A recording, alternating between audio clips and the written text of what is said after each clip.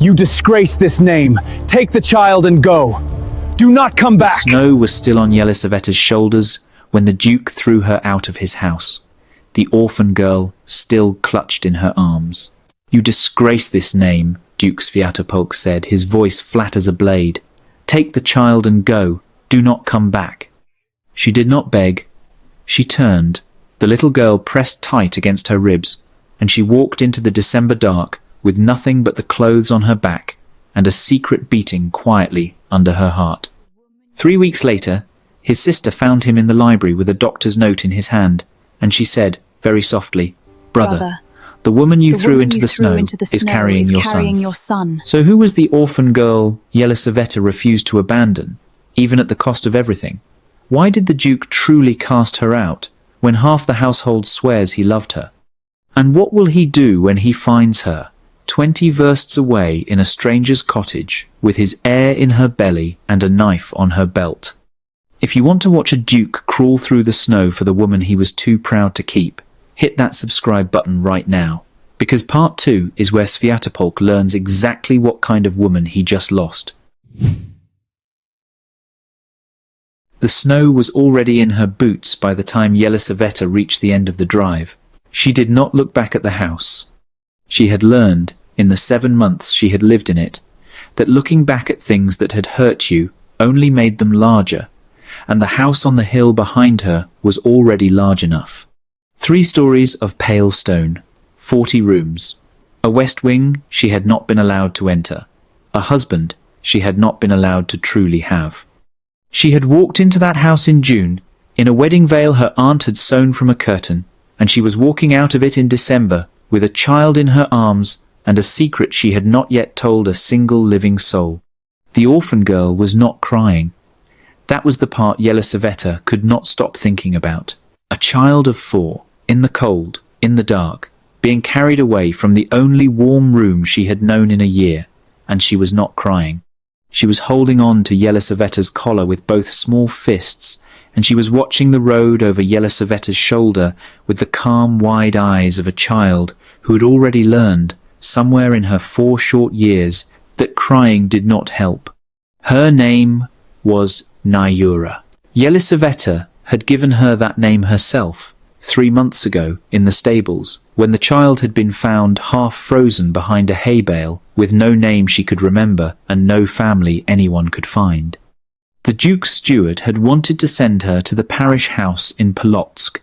Yelisaveta had said no. She had said it quietly, the way she said everything to her husband's household, but she had said it, and she had not unsaid it.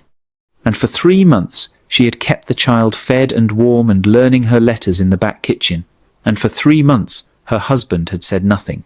Until tonight, until the dinner with his mother. Until his mother, the old Duchess Praskovia, had looked across the long oak table and asked, in a voice like a dropped coin, why a peasant's bastard was being raised as a ward in the house of Cherkassky. Yelisaveta had answered. That was her mistake. She should have looked at her plate. She should have let Svyatopolk answer for her, the way a young wife was supposed to in that house. But she had looked the old Duchess in the eye, and she had said, She is not a bastard, she is a child. And in this house, mother, we do not throw children into the snow. The room had gone very still. Svyatopolk had not spoken for a long time. Yelisaveta had watched his hand on the stem of his wineglass, the long, careful fingers she had memorized in the dark of their marriage bed in the first weeks, before the bed had gone cold, before he had stopped coming to her room, before whatever had broken between them had broken without either of them saying its name. His hand had not moved. His face had not moved. And then, very calmly, he had set the glass down, and he had stood, and he had said, Yelisaveta Mironovna, bring the child to the front hall. Bring your cloak. She had known then. She had carried Nura down the great stair, and she had stood in the front hall in the cloak she had brought from her aunt's house in Vitebsk, the cloak that was too thin for a Cherkassky winter, and that she had been ashamed of in June. And Svyatopolk had stood at the top of the stair and looked down at her like a man looking at a stranger who had walked into the wrong house. "You disgrace this name," he had said. She had not begged. She had been a girl who begged, once. A girl of 18, with no dowry and no father and an aunt who needed her gone. And that girl had begged a great many people for a great many things. And that girl had been very tired by the time the marriage broker had come to the door with the name Cherkassky on his lips. Yelisaveta had decided, in the second month of her marriage, when she had understood what kind of house she had walked into, that she was done with begging, done forever. Whatever else this life took from her, it was not going to take her knees again, so she had turned.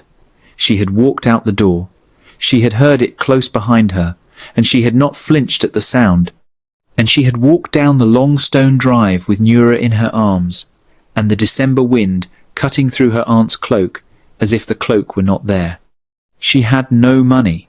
She had a small bundle that one of the kitchen women, a thin grey thing named Domnica, had pressed into her hands at the side door without speaking. Bread, a wedge of cheese, a pair of woolen stockings, a small silver cross that Domnica had taken from her own neck. Yelisaveta had tried to refuse it. Domnica had closed her fingers around it and said, "Pani, the child needs her shoes lined. The cross will buy lining." Ah, that had been the only kindness anyone in the house had shown her in 7 months, and it had come at the door on the way out. The road bent. The lights of the great house disappeared behind a stand of black pines. Yelisaveta stopped walking for a moment, only a moment, and she pressed her face against the top of Nura's head, and she breathed in the smell of the child's hair, the smell of wood smoke and goat milk and the rough soap they had used in the kitchen, and she let herself feel, for one breath only, the size of what had just happened. Then she straightened. She was 19 years old. She was alone on a country road, in the first true snow of the year. She had a 4-year-old child in her arms, and a husband behind her who had just thrown her out of his house, and she was almost certain now, 6 weeks pregnant with that husband's first and only child. She had not told him. She had been waiting. She had been waiting for the right hour, the hour when he would come to her room again, the hour she had begun to understand was not coming. And now the hour was gone, and the door was closed, and Svyatopolk Inokentievich Cherkassky, Duke of 3 districts and master of 40 rooms, did not know that the woman he had cast into the snow was carrying the only heir he was ever likely to have. Yelisaveta tightened her grip on Nura. She started walking again. Somewhere ahead, in the dark, there was a village. There was a road past the village that bent east toward Vitebsk and her aunt's house. There was an aunt who would not take her back. She knew that already. But there might be someone in Vitebsk who would. There might be a woman who remembered her mother. There might be a stable that needed sweeping. There might be many things, in a world she had not seen for 7 months, and Yelisaveta was going to find out what they were. She walked perhaps half a verst before she heard the horse behind her. One horse, not a carriage, coming fast. She stepped off the road, into the black of the pines, and she pressed Nura's face against her shoulder, so the child would not make a sound, and she waited. The horse came around the bend. The rider was hooded. He reined in. He was not looking at the road ahead. He was looking, very deliberately, at the place in the pines where Yelisaveta was standing, as if he had known exactly where she would step off. He swung down from the saddle. He pulled back the hood. It was not Svyatopolk. It was a man Yelisaveta had seen exactly once before in her life, in the corridor outside her husband's study. On a night in October, when she had been walking past with a candle and a question she had not been brave enough to ask. He had looked at her then, this stranger, with a long, unreadable look, and he had bowed, slightly, the bow of a man who knew her name without ever having been told it. She had asked Svyatopolk later who he was. Svyatopolk had not answered. The man stepped forward now into the snow, and he said her name, quietly, the way a person says the name of someone they have been waiting a long time to speak to. Yelisaveta Mironovna. She did not move. "My name is Kasyan," he said. "Your husband does not know I am here. We have very little time, and there is something you need to understand about the child in your arms before the sun comes up." Nura, against her shoulder, finally made a sound. It was not a cry. It was a word. One small word, in a voice Yelisaveta had not heard the child use in 3 months of teaching her to speak. The word was Diadya, uncle. The first year, Maeve waited to be rescued. She did not understand at 12 that the turn of a bolt could be the end of a life. The Earl had brought her to Harrowmere in that warm carriage, past the bright gardens and the 100-windowed face of the great house, and for a single hour she had believed every promise. There would be lessons. There would be silk. There would be a new family to fill the hollow her mother had left. Then a servant, with a flat, frightened face, had led her up a narrow staircase, higher and higher, past the floors where people lived, to a single room beneath the roof, bare boards, a cot, one window, and the Earl standing in the doorway with that same patient smile, watching her turn in a slow circle, watching the moment understanding broke across her face. "You'll be comfortable here," he said. "Where are the others? You said there would be lessons. There will be everything you need." He stepped back into the stairwell. "In time. When you're ready." "Ready for what?" He did not answer. The door closed. The bolt slid home with a sound she would come to know better than her own heartbeat. And Maeve stood alone in the dust and the light, and finally, far too late, understood what her mother had tried to tell her. She screamed until her voice gave out. She beat her small fists against the door until they bled. No one came. No one would come for a very long time. And the not coming was its own kind of cruelty, slower than any blow. But Maeve did not break. That was the thing the Earl had not counted on. She learned the house through its sounds. She learned which servant brought her food. A thin woman named Pell, who never met her eyes but who sometimes left an extra crust. A wrinkled apple, once a sprig of lavender that Maeve kept until it crumbled to grey dust in her palm. She learned the rhythm of the days, the church bells across the valley, the hunting parties in autumn, the long-sign silence of winter. She learned to read the light, which corner the sun reached in summer and abandoned in the cold months. She learned that the human spirit is a stubborn flame, and that even a girl locked away from the world can build an entire life inside her own head. She talked to her mother, not aloud. After the first year, when she understood talking aloud invited the Earl's attention, and his attention was a thing to be feared. But in her mind she held long conversations with Oriani, asking the questions she had never been able to ask. "Who am I? What name did you hide? Why did kindness frighten you so?" And slowly, year by year, she began to suspect the answer was tangled up with the man who held her key, because the Earl came to her, not often, but every few months he would climb the stairs and sit in the room's single chair and study her the way a collector studies an acquisition, watching her grow from child to young woman with a cold, assessing patience that chilled her more than any anger could have. He never explained. He only watched and asked small questions about what she remembered of her mother, of Weslow, of a wooden box he seemed to believe she knew about. Each time she said she knew nothing, his jaw would tighten, and once, when she was 16 and bold and tired of being a ghost, she had demanded to know why he kept her. That was the first time he struck her. She had not given him the satisfaction of tears. She had pressed her hand to her stinging cheek and looked him dead in the eye and said, "My mother told me about you. She told me not to trust the kind ones." And something flickered in his face. Fear, she realized, actual fear, before the mask came down again.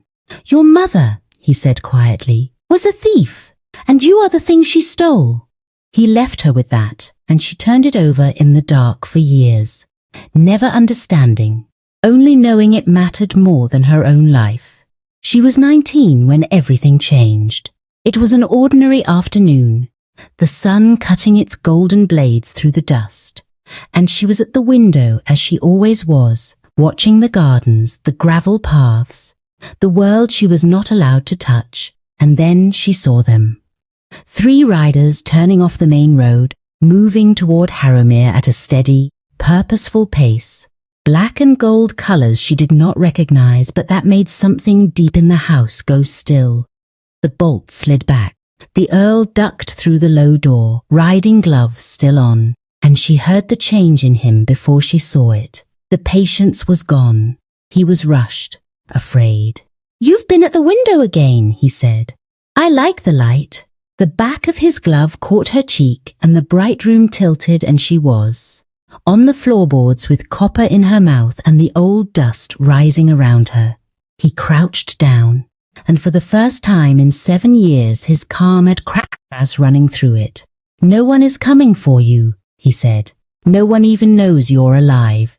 But she had seen the riders, and she understood, watching the fear move behind his eyes, that he had seen them too, and that for the first time since the day he turned that bolt, the Earl of Harrowmere was no longer the most powerful thing in her world.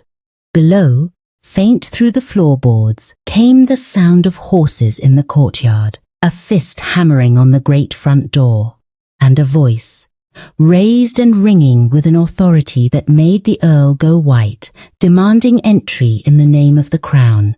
Maeve pulled herself upright against the wall, blood on her lip, heart thundering, and thought, "They came, Mama." Someone finally came. But who were they? And when that door opened, would the truth of who she was set her free? Or had she only traded one captor for something far more dangerous?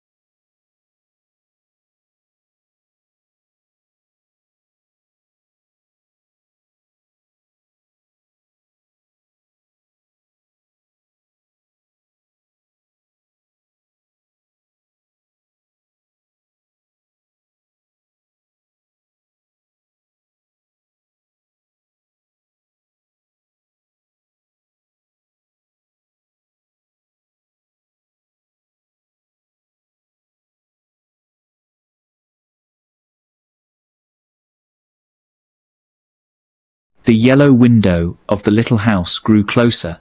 Yelisaveta did not speak as the horse picked its way down the rise. She could not.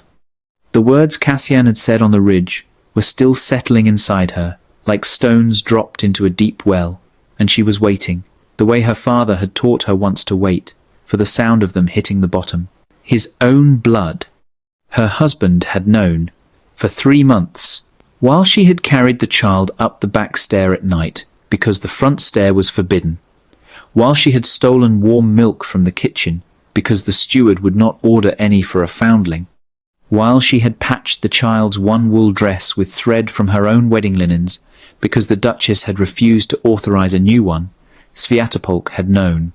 He had stood at the head of the dinner table tonight and called Nura a peasant's bastard in front of his mother, in front of God, in front of his own wife, and he had been lying with every word, and he had thrown Yelisaveta into the snow rather than say one true sentence. She understood now, with a clarity that hurt more than the cold, why her husband had stopped coming to her bed in September. She had been pregnant. She had not known yet. But she had begun to look like a woman who might be, and Svyatopolk, who already had one Cherkassky child he was unwilling to claim hidden in his own back kitchen, had decided, perhaps, that he was not willing to risk a second. Yelisaveta pressed her face against the top of Nura's head, and she breathed in the smell of the child's hair, and she made a promise inside her own chest. She did not say it aloud. She did not need to. The promise was that this child, the one in her arms and the one in her belly, were going to know their names, both of them, all of their names. And no man, not a duke, not a duke's mother, not a steward, not any creature in a pale stone house with 40 rooms, was going to teach either of them that their blood was something to be ashamed of. The horse stopped at the door of the little house. Cassian swung down first, carefully, and reached up for Nura. The child did not wake. He carried her inside without a word. Yelisaveta climbed down on her own. Her legs were unsteady. She let them be unsteady. She walked into the house behind him. The room was warm. There was a fire. There was a low table with bread and a covered pot. There was a narrow bed in the corner with clean blankets folded on it, the way a bed is folded in a house that has been waiting for a guest. There was an old woman by the fire, a woman with a kind, tired face and hands that had once been beautiful, and she did not bow when Yelisaveta came in. She only stood up and inclined her head, the way one woman greets another woman in trouble. "My aunt," Cassian said softly, "Pelageya Stepanovna. She has been waiting. She raised Innocenti and me after our mother died. She has been keeping the fire alive for the child." Pelageya took one look at Nura sleeping in Cassian's arms, and her old beautiful hands came up to her mouth, and she made a sound that was not a word, and Yelisaveta had to look away because the sound was too private for a stranger to witness. Cassian laid the child on the bed in the corner. Pelageya knelt beside her and began very quietly to unlace the small worn boots. Cassian turned to Yelisaveta. He was a different man inside the warm room than he had been on the road. The hardness had come off his face the moment Nura had reached for him in the snow, and it had not come back. He looked, in the firelight, younger than she had thought. 30 perhaps, maybe less. There was grey already at his temples, the early grey of a man who had spent 2 years not sleeping properly. "Sit," he said. "Eat, then I will tell you what I have found." She sat. She ate. She did not taste the bread. She watched him across the table, and she watched his aunt at the bedside, and she watched the small, steady rise and fall of Nura's chest under the blankets, and she let herself, for the first time in 7 months, be inside a room where no one was waiting for her to fail. When she had finished eating, Cassian poured her a cup of something hot and bitter, not wine. She was grateful. She had stopped being able to look at wine without seeing her husband's hand on the stem of a glass. "I have been looking for Nura," Cassian said, "since the autumn of last year. My brother Innocenti died of a fever in Polotsk. His wife, Lucaria, died 3 weeks later of the same fever. He paused, only a moment, on his sister-in-law's name. The child was 4 months old. She was taken in by a wet nurse in the village. The wet nurse died in the spring. After that, the trail breaks. I have been following pieces of it for 16 months. A child seen on a cart outside Vitebsk. A child sold to a tinker. A child found by a Cherkassy steward in a field in October. Sold, Yelisaveta said. Sold? Kasyan said. Yes, I am sorry. That is one of the things I have learned. A tinker on the Vitebsk road sold her to a Cherkassy man for 2 rubles and a bottle of vodka. And the Cherkassy man brought her to the great house, and the steward put her in a hay bale behind the stables and told the household she had been found wandering. Why the steward did that instead of bringing her to the Duke openly, I did not understand until last week.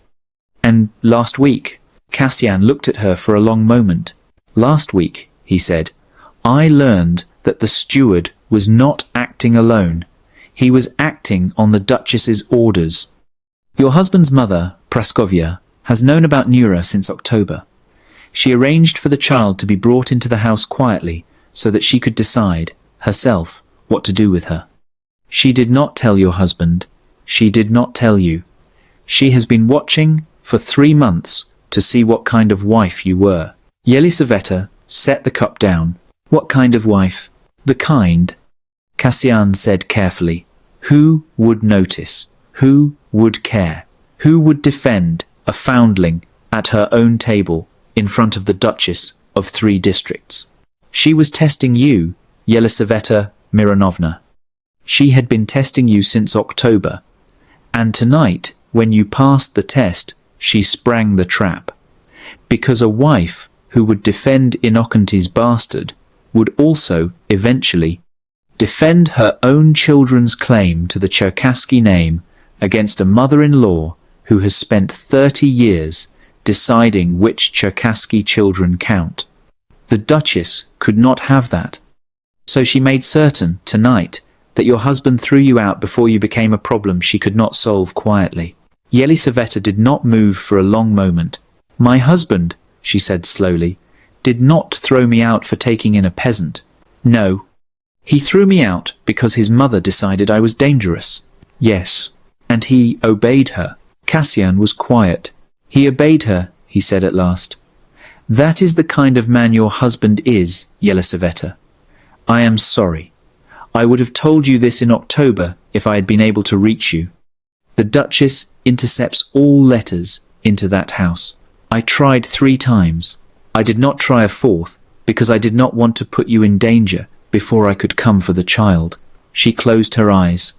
She thought of the long afternoons in the back kitchen, teaching Nura her letters with a piece of charcoal on the underside of a baking pan. She thought of the night in October when she had walked past Svyatopolk's study with a candle and a question, and had not been brave enough to ask it. She thought of the hand on the wineglass tonight, the long, careful fingers she had once kissed in the dark, the hand that had not moved while a man older than the marriage threw her out of her own house. She opened her eyes. There is something I have not told you, she said. Kasyan waited. I am with child, Yelisaveta said. I have not told my husband. I have not told anyone. I am perhaps 6 weeks. I have been waiting for the right hour to tell him. The hour has not come. It is not going to come now. Kasyan went very still across the table. Pelageya, at the bedside, did not turn around. But her old, beautiful hands stopped moving on the laces of Nura's small boot. She had heard. Kasyan looked at Yelisaveta. He looked at her for a long moment, the kind of look a man gives a woman when he is rearranging, very quickly, every plan he has made for the next 20 years of his own life. The firelight moved on his face. He did not speak. Then, quietly, he said, Does the Duchess know? No. Are you certain? I have told no one, not even my aunt in Vitebsk. I have only known myself for 2 weeks. Kasyan let out a breath. It was a careful breath, the breath of a man who had just understood something dangerous. Then he said, "We have perhaps a month, maybe 2, before she finds out. And when she finds out, Yelisaveta Mironovna, she is not going to let a Cherkassky heir grow up in a stranger's house on the Polotsk road. She will come for that child. She will come for both of these children. And she will not come alone." There was a silence. Pelageya, at the bedside, finally turned around. Her tired, kind face was wet. Then the old woman said softly, "We do not stay here past the new moon." Kasyan nodded. He looked at Yelisaveta.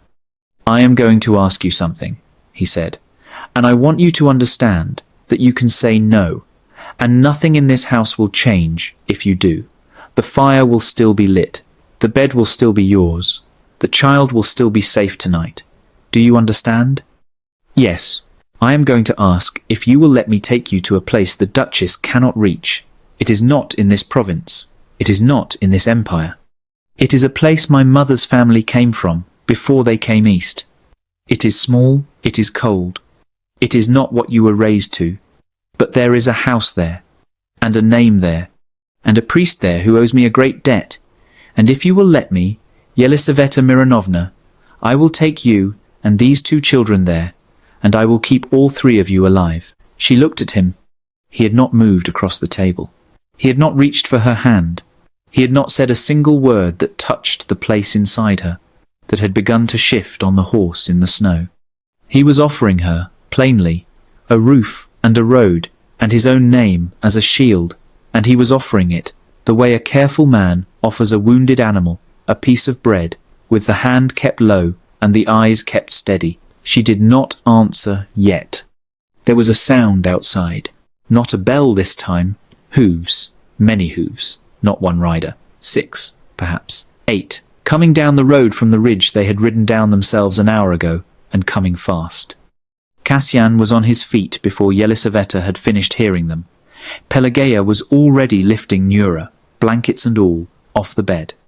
The yellow window of the little house, which had been the warmest thing Yelisaveta had seen in 7 months, suddenly looked like exactly what it was, which was a light in the dark that could be seen for a verst in any direction.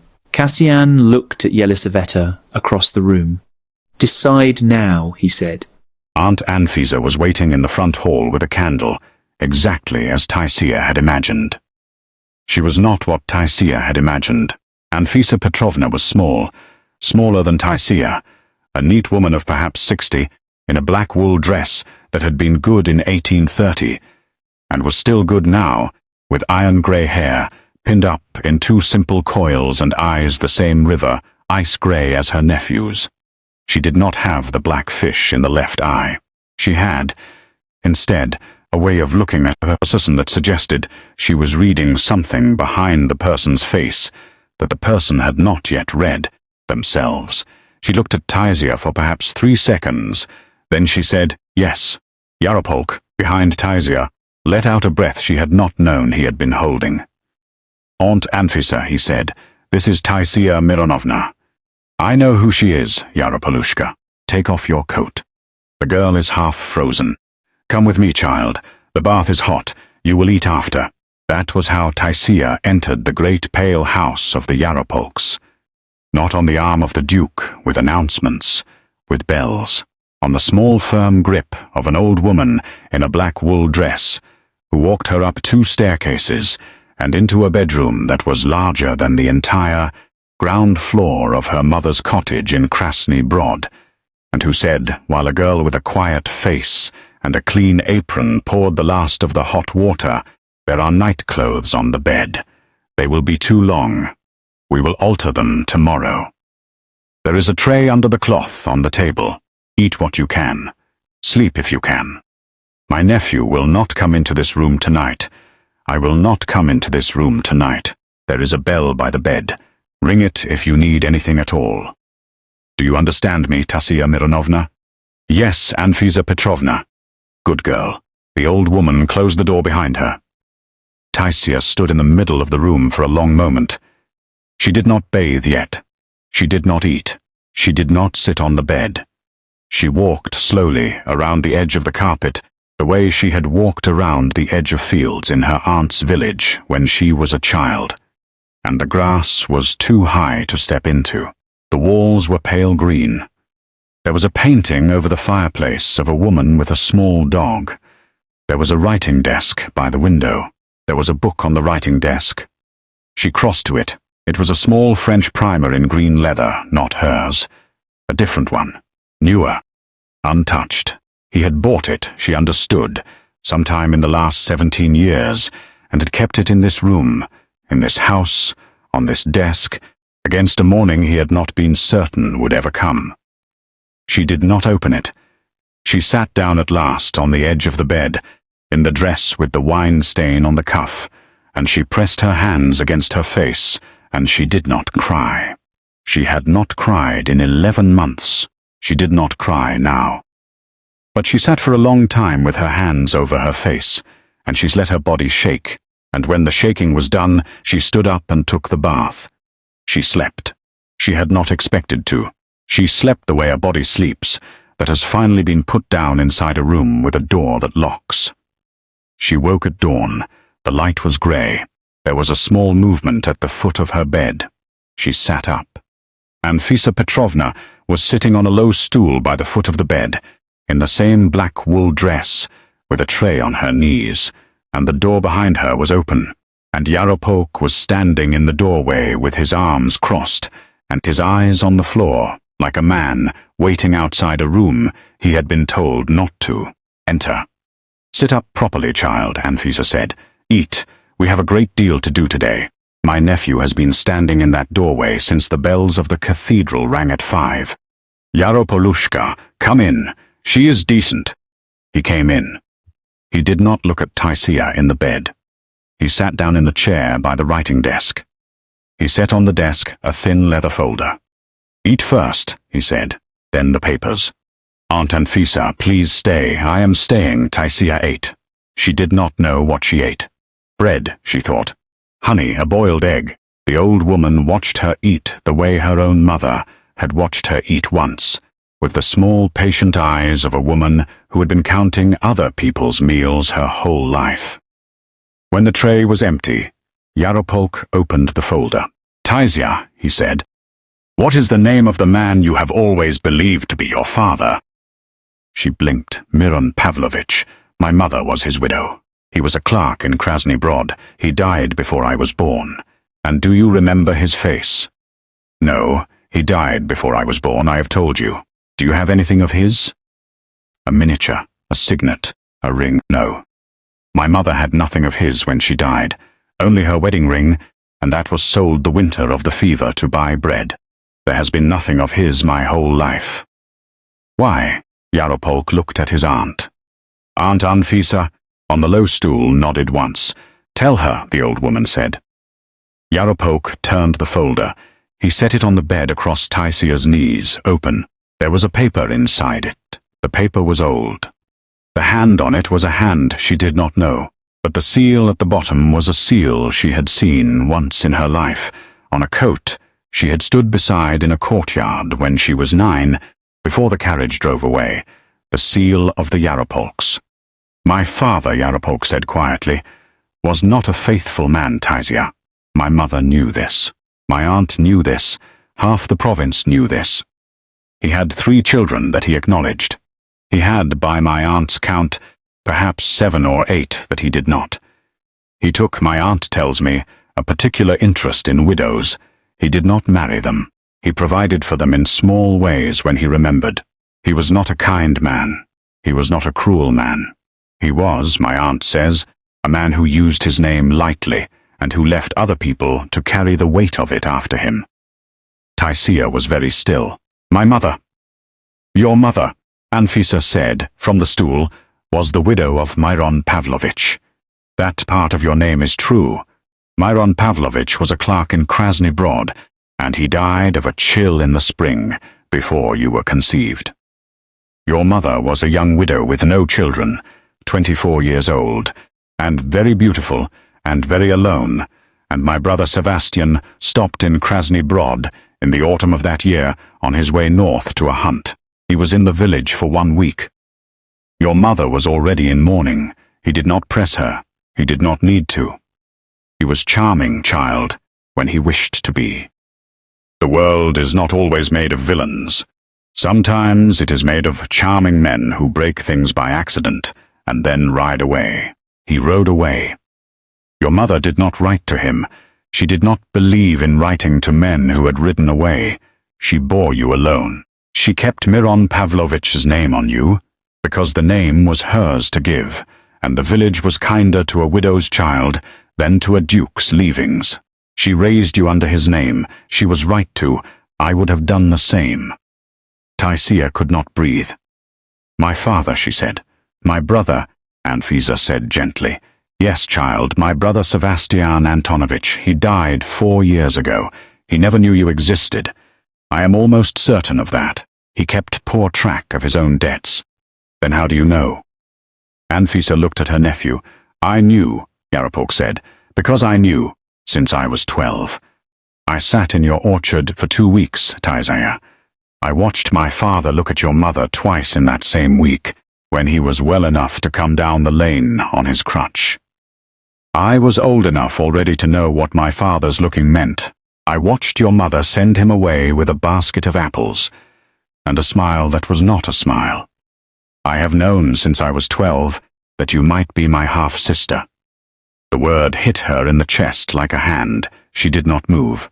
For one moment, one terrible moment, the room went very small. The bed, the pale green walls, the painting of the woman with the small dog.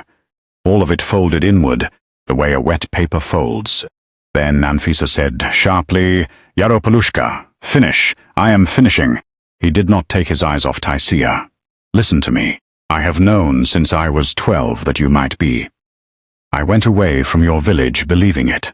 I have lived 17 years carrying that belief inside me.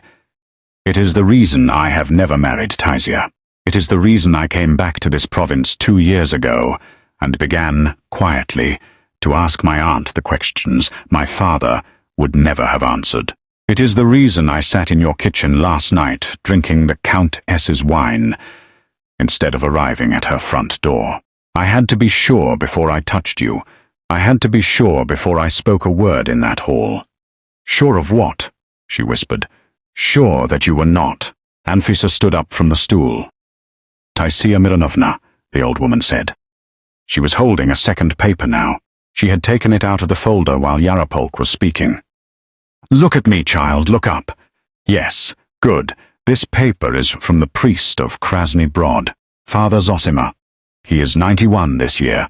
He is alive. My nephew rode to him 3 weeks ago. He held the baptism of every child in that village for 40 years, and he kept his own records, because he did not trust the diocesan books. Your mother went to him before you were born. She told him the truth. Both truths. She told him she had been Miron Pavlovich's wife. She told him she had also been with my brother Sebastian for 3 nights in November. She told him she did not know whose child she carried, but she told him the dates of both, and Father Zosima wrote both down, and he kept the paper, and he counted the months when you were born in late September. And he wrote at the bottom of the paper, in his own hand, a clerk's child, not my brother's, Miron Pavlovich's, conceived in February, born late September. The arithmetic is wrong for my brother by 2 months. Taisia closed her eyes. You are not my niece, child, Anfisa said quietly. You were never my niece. You were a clerk's daughter the whole time. My nephew has been carrying a sin he never committed for 17 years. I made him ride to Krasny Brod 3 weeks ago because I would not let him propose to a woman without knowing for certain whether she was his blood. He went. He brought back the paper. He sat in your countess's kitchen last night, Taisia Mironovna, because he had finally been told, with a priest's seal, that he was allowed to. Taisia opened her eyes. Yarapolk was looking at the floor. He was, she saw, shaking very slightly. He had been holding himself still for 17 years, and the holding had a cost, and the cost was finally being paid, in her bedroom, in the grey light in front of his aunt. She did not say anything for a long moment. Then she said very quietly, "Yaropolk Sevastianovich, look at me." He looked at her. "You knew last night in the kitchen," she said, "when you took my wrist. You already knew. I already knew. And in the hall. When you put your ring on my hand, you already knew. I already knew. And in the carriage, when you kissed my wrist, I already knew. Then why," she said, and her voice was not steady, "did you not tell me last night? Why did you let me ride to this house, thinking I might be coming to a man I should not have come to? Why did you make me sleep one more night in not knowing?" He closed his eyes. "Because the paper from Father Zosima is not the only paper Alexei Borisovich has been chasing for 6 years," he said. "There is another paper. My father wrote it 3 days before he died. It is in Alexei's hand now, not mine. I do not yet know what it says.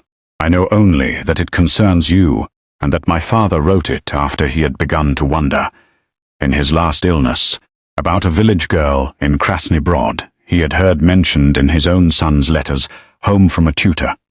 He wrote something about you, Taisia, and he gave it to Alexei, and Alexei has been guarding it for 6 years like a dog with a bone. If that paper says what I fear it says, then Father Zosima's paper is not enough.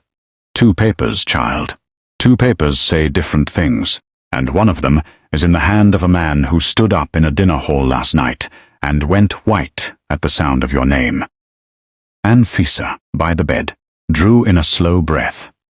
"Yaropolushka," she said. Yelisaveta did not move. Kasyan did not look back at her. He did not have to. He raised one hand, low, fingers spread, the soldier's sign for stay, and she stayed. Nura was still asleep against her chest. Her breathing was slow and warm and even, and Yelisaveta pressed her lips against the top of the child's head and made herself, by an act of will, breathe in the same rhythm. The voice came again, closer. Yelisaveta. Not a shout. Not the voice of a man bringing soldiers. A man's voice, alone, hoarse. The voice of a person who had been calling a name into the dark for some time and was beginning to lose hope of an answer. Kasyan looked over his shoulder at her. He did not whisper. He spoke at a normal volume because he had already decided, she saw, that whispering would be a tell. "He is alone," Kasyan said. "There is no second horse. He has come without his men." How? He has either escaped his mother's house, or she does not yet know he is gone, or this is a trap, and his men are an hour behind him. Kasyan paused. "I do not think it is a trap. A trap would not call your name like that." She nodded once. "What do you want to do?" Kasyan said. It was not a duke's question. It was not even a guardian's question. It was the question of a man who had spent the last 2 hours sitting in a dark hut with his pistol across his knee, and who was now telling her, plainly, that the next minute of her life belonged to her and not to him. She thought about it. She thought about the 7 months, the 40 rooms, the candle in the corridor in October, and the question she had not been brave enough to ask, the hand on the wine glass at dinner. The voice flat as a blade in the front hall, the cloak too thin for a Cherkassky winter, the child in her arms, the child in her belly. She thought about her father, who had been a small bookkeeper in Vitebsk, and who had told her once, the year before he died, that the world would try to make her small, and that she should refuse. She thought last about her own mouth, and the words it was about to make. "I want to speak to him," she said. Kasyan did not argue. "Outside," he said. "Not in here. Not with the child between you." Yes. He stood aside from the door. He kept the pistol. He did not lift it. He only kept it. Yelisaveta lifted Nura very carefully and laid her down on the folded saddle blanket against the inside wall, the way you lay down a thing that you do not want to wake. She covered her. She kissed her once. She straightened. She walked out of the hut. Svyatopolk was at the edge of the small clearing on a tired horse. He saw her. He did not move. He sat the horse for a long moment, looking at her, and she looked at him, and she understood, in that one long moment, that she had been right about something she had not let herself say all evening. He had not wanted to do it. He had done it. He had stood at the top of the great stair and said the words his mother required him to say, and he had thrown his wife and his half-brother's child into the snow, and he had done it cleanly and without flinching. But he had not wanted to. She could see it on him now, in the slack of his shoulders and the wrong angle of his hat, and the way his gloved hand on the reins was opening and closing, the way her father's hand had once opened and closed when he had been about to tell her her mother was dying. He had not wanted to, but he had done it, and Yelisaveta understood, standing in the snow with her husband's coat still around her shoulders, and another man's pistol behind her in a hut, that wanting and doing were not the same thing, and that a man who had not wanted to throw her into the snow, but had thrown her anyway, was, in the end, the same as a man who had wanted to. The snow did not know the difference. The child did not know the difference. The child in her belly was not going to know the difference either. Svyatopolk swung down from the horse. He did it badly. His knee buckled when he hit the ground. He caught himself on the saddle and stood for a moment with his forehead against the leather, and Yelisaveta did not move toward him. Yelisaveta, he said, into the leather. Svyatopolk Inokentievich. He lifted his head at the use of his full name. He had not heard her use it like that before. She had called him Polya in the first weeks, when there had been weeks like that. She had stopped calling him anything by October. He took a step toward her. She did not step back, but she did not step forward. "I have come to bring you home," he said. No, the word was small. It was not loud, but it stopped him, as if she had put a hand on his chest. "Yelisaveta, no, Svyatopolk, I am not coming home. There is no home for me there. There has not been one since June. We both know it. I knew it in October. You knew it before I did. We have been pretending, you and I, that there was a house behind us, and there was not. There was a corridor and a candle and 40 rooms and your mother, and that is not a house, so no." He stared at her. "My mother," he began. "Your mother is a woman I will deal with on my own time. Not tonight, not through you. You do not get, tonight, to bring me home for her. You do not get to be the soft hand that walks me back through the door she opened. If you came here for that, get back on your horse." He did not get back on his horse. He took another step. He stopped. He looked at her for a long time, and she saw, in his face, the man she had thought she was marrying in June. The man who had been careful in the first weeks. The man who had a half-brother he could not bring himself to name. The man who had a mother who decided, every morning of his 34 years, what kind of man he was permitted to be that day. "I did not come to bring you home for her," Svyatopolk said. "Then why?" "Because I have not slept since you walked out of the door.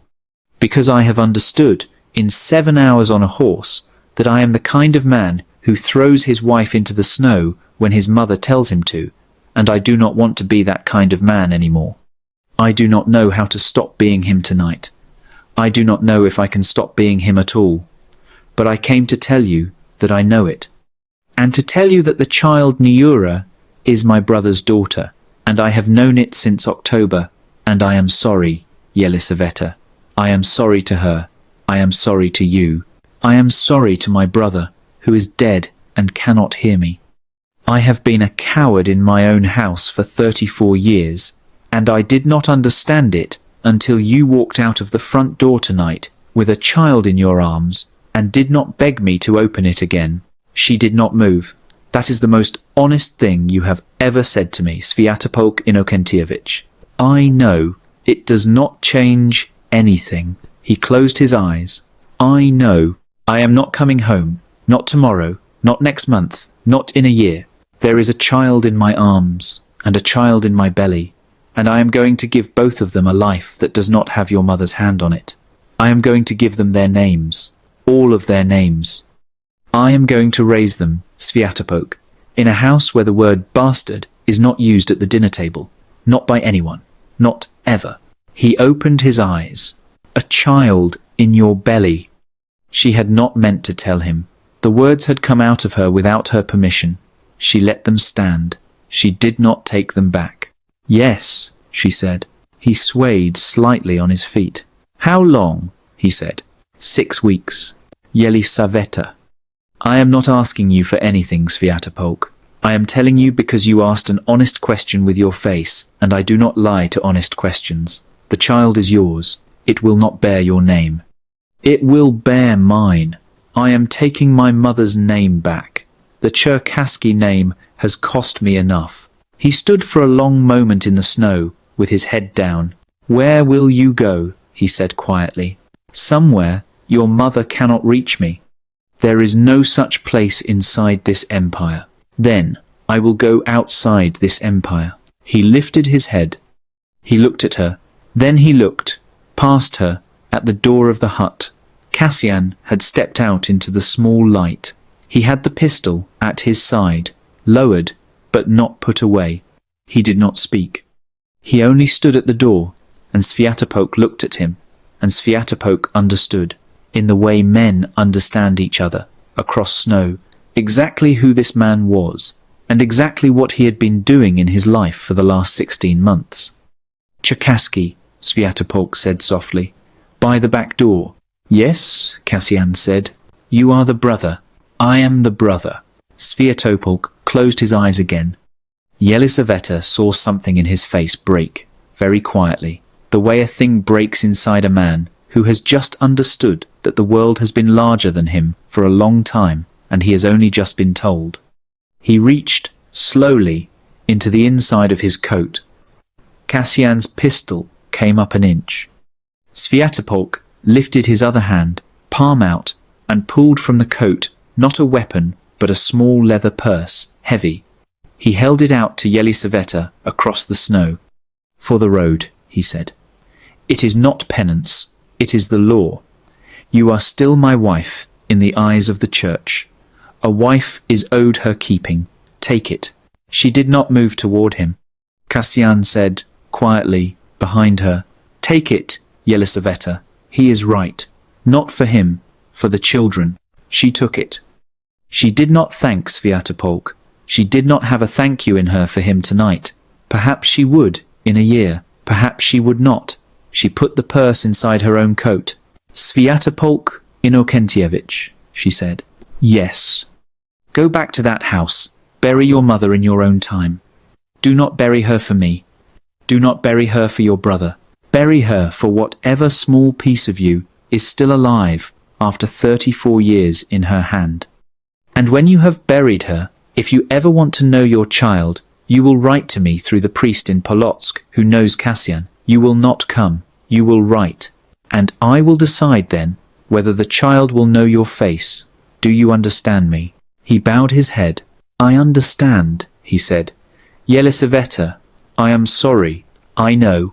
He stood for one more moment. Then he turned. He climbed back onto the tired horse. He did not look at her again. He rode out of the clearing the way he had come, slow, the way a man rides who has nowhere left to hurry to.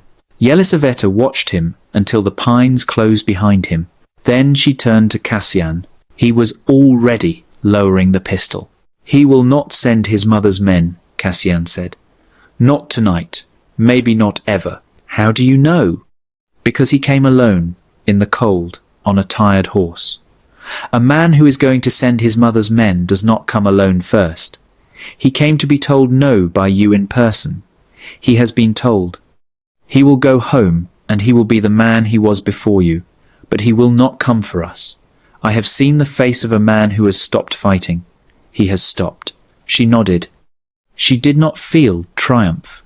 She did not feel the thing the songs in the cathedral in Vitebsk had said a woman felt when a man bowed his head to her in the snow. She felt only the cold in her boots and the warmth of her 2 children, the one in the hut and the one under her ribs, and the steady, silent presence of a man at the door of a hunter's hut, who had not lifted a hand to her, who would not lift a hand to her for a year, who had told her so plainly and meant it. She walked back to the door of the hut. She stopped beside Cassian. She did not look up at him. She looked at the door. "In the spring," she said quietly, "when the snow goes, not before, not tonight, not this winter, in the spring." He understood her. He did not touch her. He did not even turn his head. "In the spring," he said. Then they went inside, and they sat on either side of the sleeping child, and they waited for the morning that was, against everything, coming. They were married in the small chapel of the great pale house. 2 days later, at noon, in the simplest dress Aunt Anfisa could find, there were 6 people in the chapel: the Duke, the bride, Aunt Anfisa in her good black wool, the old priest from the cathedral, who had been Anfisa's confessor for 30 years and asked no questions he was not paid to ask, Vissarion the groom, who had been promoted that morning to witness, and Alexei Borisovich, in a dark green coat that had been brushed, standing very still in the second pew, with his hands folded in front of him, like a man who was afraid to believe the room was real. Taisia walked down the short aisle on Alexei's arm. She had asked him the evening before. She had come to him in the small sitting room, where Anfisa had installed him with a cup of tea and a plate of bread, and she had stood in the doorway and said, "Alexei Borisovich, I will not call you father yet. I do not yet know how. But I would like, tomorrow, for the man who walks me up the chapel to be the man who loved my mother. Will you do that for me?" He had set the cup down very carefully. He had said, "Yes, Taisia." That was all. He had not wept. He had wept in the morning alone, in the small room Anfisa had given him at the end of the east corridor. Taisia had heard him through the wall in the early hours, and she had pressed her own forehead against her side of the wall, and she had let him have his weeping in peace, and she had thought, perhaps for the first time, the word father inside her own head, without flinching from it. The wedding was short. The priest spoke. Yaropolk answered. Taisia answered. The ring went on. It was not the heavy old Yaropolk ring from the dinner. That ring had been retired to its box. This ring was new, plain silver. He had bought it that morning from a jeweler on the same street as the clockmaker's shop, and he had asked the jeweler to scratch 2 words inside it. He had not told her the words. He told her now, in the chapel, when she turned the ring over in the light. Pod Yablonyi, under the apple tree. She did not cry. She had used her crying already that week. She only closed her fingers around the ring and looked up at him. And Yaropolk understood her, the way he had understood her since she was 9. They came out of the chapel into a bright, cold noon. The Countess Gorislava did not come. She had been invited, in a formal letter written in Anfisa's hand, because Anfisa believed in form, and she had sent back a formal refusal, citing her health. Her health, the province understood by then, was the new health of a woman who had lost a maid and a future. On the same evening, and who would be spending some quiet years now in a smaller house in a quieter district, while her son sold the city property to pay her debts. Alexei's 20 letters had not been sent. They had not needed to be. The province had read the dinner table on its own. The man in the green coat at the back of the hall had become, in 2 days, a name people in the city said carefully. The Duke's father-in-law, the clerk who had been a Duke's secretary, the man who had loved a widow in Krasny Brod once. The story was travelling already, and Anfisa had set herself, with the small, precise pleasure of an old woman with nothing to lose, to making certain it travelled in the right shape. In the spring, Yaropolk and Taisia rode to Krasny Brod. They went without a carriage, just the 2 of them and Vissarion, on 3 horses, the way Taisia had once walked the 20 versts to her aunt's house, alone with the green leather primer against her chest. The village was smaller than she remembered. Half the cottages were new. The old church had a fresh roof. Father Zosima was waiting on the steps with a cane and the same eyes, and he held Taisia's face between his old hands for a long time and said, "Child, your mother is here. She has been waiting." They went to the small graveyard behind the church. The stone was new. Svyatopolk had ordered it in February. It said simply, the name of her mother and the dates, and underneath, in small letters, the line her mother had used to teach the village children French. Begin with the verb to be. Everything else follows. Taisia knelt in the new grass. She did not speak aloud. She told her mother, inside her own chest, the things her mother had been owed for 27 years, that Alexei had not forgotten, that Alexei had spent 30 years remembering for both of them, that she, Taisia, had been pulled out of a kitchen by a boy from an orchard, and that the boy had grown into a man who knew the difference between wanting a thing and being worthy of it, and that she had married him in a small chapel with her father at her elbow. She told her mother that she was learning to read French aloud again, in the evenings with Alexei, in the small sitting room with the green tiled stove. She told her mother that the green leather primer had been put in a glass case in the library of the great pale house, and that it would stay there, and that a child of hers, when there was one, would learn to read from a new copy in the same green leather, in the same chair Alexei now used. She told her mother that she was not a shame, that she had never been a shame, that the shame had been someone else's the whole time, and that she had finally put it down. She stood up. Svyatopolk was waiting in the church doorway with Alexei, who had ridden up that morning by another road.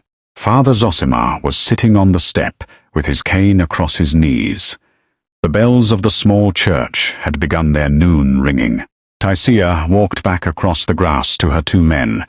She did not yet know what kind of duchess she was going to be. She had been a duchess for 2 months, and she was still learning the words. She did not yet know whether the province would ever fully accept her, or whether there would be old women in salons for the rest of her life, who would look at her over their teacups and remember the soup in the kitchen. She did not, she discovered, very much mind. She had been a secret shame. She was a duke's pride now, in the eyes of the law and in the eyes of the province. But that was not the change that mattered.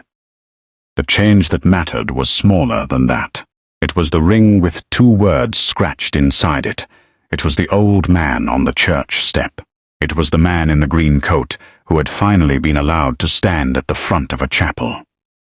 She was, for the first time in 27 years, no one's secret at all. Svyatopolk held out his hand to her in the church doorway. She took it.